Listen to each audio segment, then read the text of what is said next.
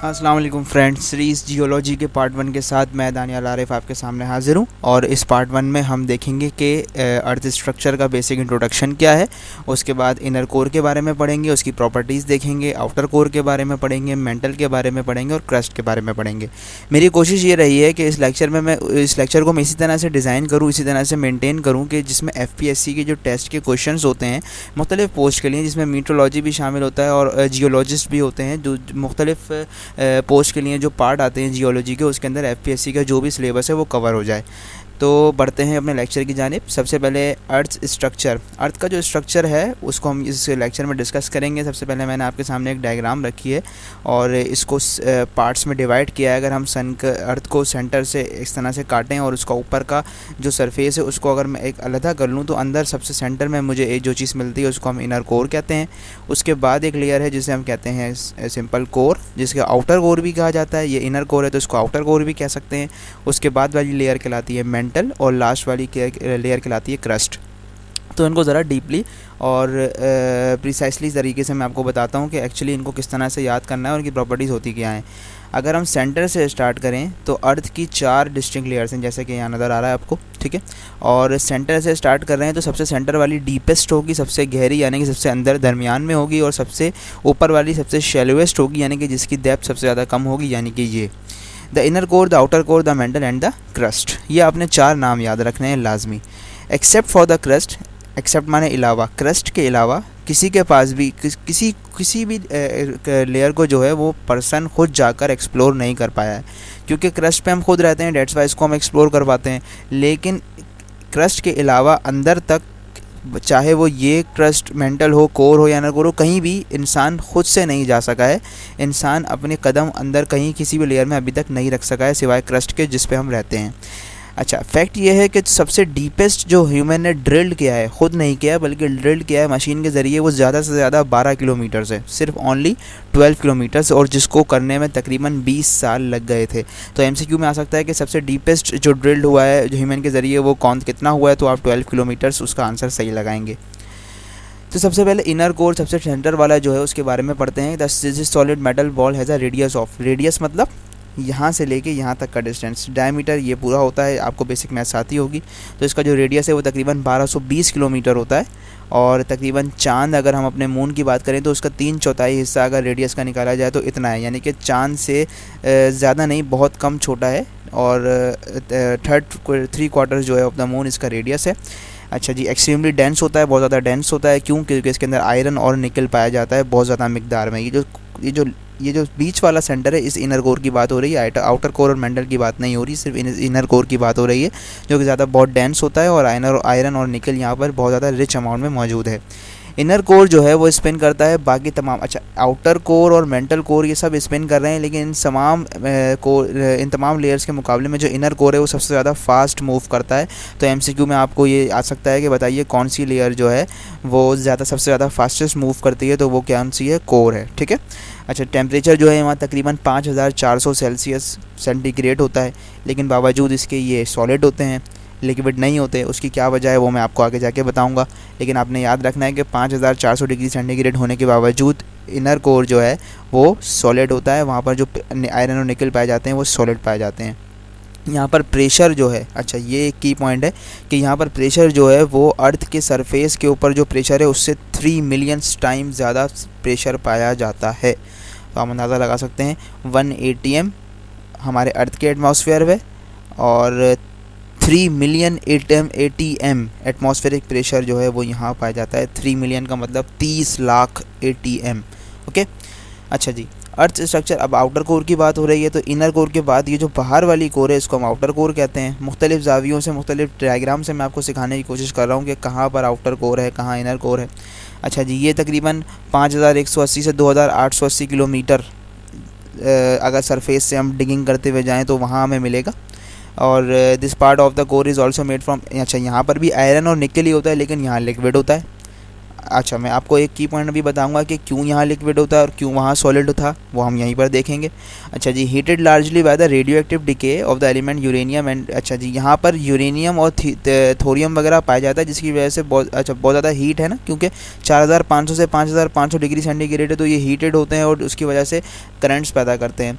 अब वो जो करंट्स होते हैं ना, तो वो इलेक्ट्रिक करंट्स जो हैं उसकी वजह से मैग्नेटिक फील्ड पैदा होती है। ये एक फिज़िक्स की एक टर्म है, जिस जहाँ इलेक्ट्रिकल फील्ड होगी वहाँ मैग्नेटिक फील्ड भी होगी, जहाँ मैग्नेटिक फील्ड होगी वहाँ इलेक्ट्रिकल फील्ड भी होगी।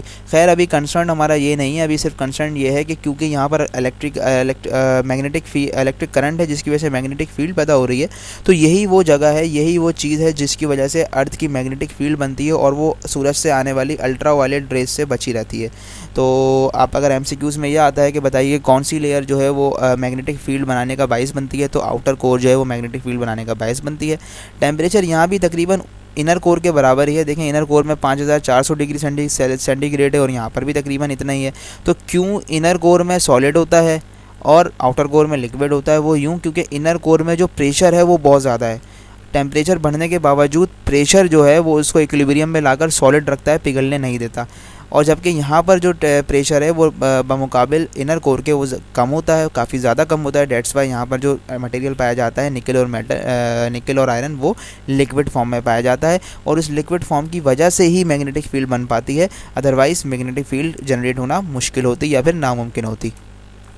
अब बारी है मेंटल की, जो कि हमारी तीसरी क्रस्ट है। अगर हम डाउन सेंटर से अगर आएँ, core, inner core, outer core and then mesosphere हमारा जो आती है वो कौन सी आती है, मेंटल आती है। अच्छा, ये मेसोस्फीयर, रेजिनोस्फीयर, अभी इसको आपने इस पर आप ज़्यादा ध्यान नहीं दें, मैं आगे जाके आपको बताऊंगा, लेकिन अभी आप ये देखें कि ये क्या है, मेंटल है। अच्छा जी, तकरीबन 3000 किलोमीटर थिक होती है। 3000 किलोमीटर, यानी कि यहाँ से लेके यहाँ तक का जो फासला है वो 30,000 किलोमीटर का है, ठीक है जी। और तकरीबन 30 kilometre beneath the surface start होती है। जब आप सरफेस से डिगिंग करना शुरू करेंगे तो तकरीबन 30 किलोमीटर बाद ये स्टार्ट हो जाएगी, आपको मेंटल मिलना स्टार्ट हो जाएगा। इसमें ज़्यादातर आयरन होता है, मैग्नीशियम होता है, सिलिकॉन होता है और ये डेंस भी होते हैं, हॉट होते हैं और सेमी सॉलिड, यानी कि कैरेमल कैंडी लाइक, यानी कि आप भी कह सकते हैं कि बिल्कुल सॉलिड नहीं, जैसे कि एक कैरेमल कैंडी होती है। कैरेमल कैंडी से मुराद पाकिस्तान में ख़ासतौर पर एक्लेयर टॉफ़ी जो होती है, एक्लेयर कैंडी जो होती है वो ख़ासतौर पर खाई जाती है, या फिर चॉकलेट्स जिसमें नाव चॉकलेट या फिर सोनेट चॉकलेट, जिस तरह जितनी वो सॉलिड होती हैं, जिनको उनको दबाएँ तो वो दबना शुरू हो जाएँ, इस तरह का जो टेक्सचर है वो कुछ यहाँ पर पाया जाता है। सेमी सॉलिड इनको कहा जा रहा है कि बिल्कुल सॉलिड नहीं है, सेमी सॉलिड हैं, और यहाँ पर हॉट पाए जाते हैं, गर्म होते हैं। अच्छा जी, नियर इट्स अपर एजेस, उसके ऊपर के एजेस के करीब तकरीबन 100 से 200 किलोमीटर अगर आप देखें वो सरफेस से जाएं और ऊपर के बिल्कुल सरफेस के करीब, तो मेंटल का जो टेम्परेचर है वो मेल्टिंग पॉइंट ऑफ रॉक के दरमियान करीब पहुंच जाता है। इस वजह से यहाँ पर जो रॉक्स होते हैं वो मेल्ट हुए होते हैं। तो इन मेल्टेड रॉक की जो लेयर होती है इसको हम कहते हैं एस्टेनोस्फीयर, जो कि आपको नज़र आ रही है।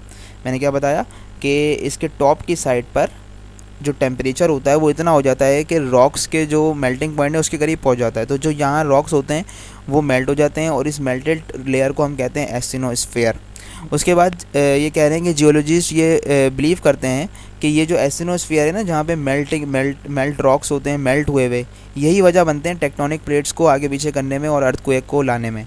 अब टेक्टोनिक प्लेट्स क्या होती हैं, अर्थक्वेक कैसे आता है, ये मैं आपको लेक्चर नंबर 2 या 3 में ज़रूर बताऊंगा, लेकिन अभी फ़िलहाल बस इतना रखें कि एस्टेनोस्फीयर के लिक्विड होने की वजह से ये जो अपर की सरफेस होती है वो सड़कती है, अपनी जगह से हिलती है, जिसकी वजह से अर्थक्वेक जनरेट होता है, अर्थक्वेक का बाइस बनती है।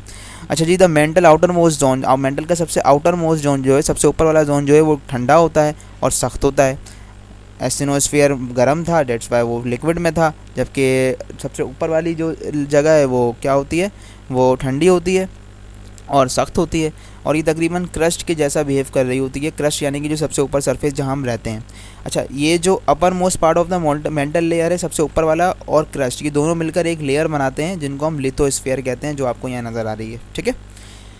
तो उम्मीद करता हूँ ये वाली बात भी समझ में आ रही होगी, मेंटल आपको अच्छे से समझ में आ गया होगा। बढ़ते हैं क्रस्ट की जानिब। तो अर्थ की जो क्रस्ट है वो एक समझ लें जैसे हार्ड बॉइल्ड एग होता है, जो अभी आपने हार्ड बॉइल्ड एग करके निकाला है, तो उसके ऊपर से जब छिलका उतार रहे होते हैं तो वो छिलका जो है वो एक्चुअली अर्थ की क्रस्ट जो है वो तकरीबन वैसी बिहेव करती है। ये बहुत ज़्यादा थिन होती है, बहुत ज़्यादा पतली होती है, ठंडी होती है, ब्राइटल यानी कि खुरदुरी होती है अगर कंपेयर किया जाए उनसे नीचे जितनी भी लेयर्स हैं उनके साथ। अच्छा जी, ये जो क्रस्ट है ये रिलेटिवली लाइट एलिमेंट्स, इसमें ज़्यादा हैवी एलिमेंट्स नहीं पाए जाते, जैसे सिलिका या एलुमिनियम, ऑक्सीजन इसमें मौजूद होती है। अच्छा जी, इसकी जो वेरिएबिलिटी है वो बहुत ज़्यादा हाई है, मतलब थिकनेस इसकी कहीं बहुत कम है, कहीं बहुत ज़्यादा है। और ओशंस जैसे कि हवाई आइलैंड है उसमें तकरीबन कम से कम 5 किलोमीटर थिकनेस है, ठीक है जी। और ज़्यादा से ज़्यादा जो है वो 30 से 70 किलोमीटर थिक ये हो सकती है, कम से कम 5 किलोमीटर है, जो कि कहाँ है, हवाईन आइलैंड में। सबसे कम थिकनेस आपने एमसीक्यू में आ सकती है, याद रखनी है कि क्रस्ट की सबसे कम थिकनेस हवाईन आइलैंड में है और जो कि 5 किलोमीटर है। अच्छा जी, upper zone of the mantle और क्रस्ट जो है वो दोनों broken into big pieces like a gigantic jigsaw puzzle, these are known as tectonic plates. अब होता क्या है कि मेंटल की जो अपर जोन होता है और क्रस्ट जो है वो दोनों मिलकर जो है ना वो ब्रोक होते हैं, आपस में टकराते हैं, ब्रोक होते हैं और एक गाइगेंटिक जिक्सॉ पजल बनाते हैं इस तरह से, ठीक है ना, जिक्सॉ जिस तरह से आप समझते हैं। तो वो जो जिक्सॉ पजल बनता है एक्चुअली वही टेक्टोनिक प्लेट्स होती हैं और ये बहुत ज़्यादा स्लोली मूव करती हैं, तकरीबन 3 से 5 सेंटीमीटर पर ईयर, और इंचेस में लगाया जाए तो 1.2 to 2 inches centimetre per year inches per year जो है ये अपनी जगह से सड़कती हैं। और वही तमाम मामला जो है पहाड़ों के सिलसिले बनते हैं और ज़लज़ले आते हैं, वो सब मैं आपको इंशाल्लाह टेक्टोनिक प्लेट्स और अर्थक्वेक के लेक्चर में बताऊँगा।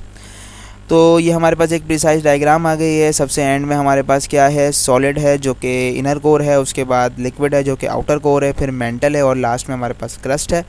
और याद रखिएगा सॉलिड में टेम्परेचर और लिक्विड में टेम्परेचर तकरीबन बराबर है, लेकिन प्रेशर में सबसे ज़्यादा सॉलिड होता है, तकरीबन 3 मिलियन टाइम जो है वो ज़्यादा प्रेशर है रिलेटेड टू सरफेस, ठीक है। एस्टेनोस्फीयर क्या होती है, मेंटल का टॉप पार्ट जो है वो रॉक, वहाँ पर इतना टेम्परेचर हो जाता है कि वहाँ के रॉक जो है वो पिघल जाते हैं। ये पिघले हुए रॉक की जो लेयर होती है इसको हम एस्टेनोस्फीयर कहते हैं। मेंटल की सबसे टॉप वाली जो लेयर है वो बहुत ज़्यादा ठंडी होती है और क्रस्ट की और मेंटल की ये लेयर आपस में मिलकर जो जगह बनाते हैं उसको हम कहते हैं lithosphere, crust and upper solid mental, ठीक है। और ये तकरीबन आपका पूरा अर्थ का स्ट्रक्चर आपके सामने आ गया। उम्मीद करता हूँ आपको लेक्चर समझ में आया होगा और बहुत मेहनत कर रहा हूँ आप लोगों के लिए और आपके टेस्ट के लिए, तो अपनी दुआओं में मुझे हमेशा याद रखें, खुशआबाद रहें और कोई भी सवाल हो तो ज़रूर मुझसे कमेंट में पूछें। मैं कोशिश करूँगा कि आपकी क्यूरी का जवाब जल्द से जल्द दूँ। तब तक के लिए अल्लाह हाफ़िज़।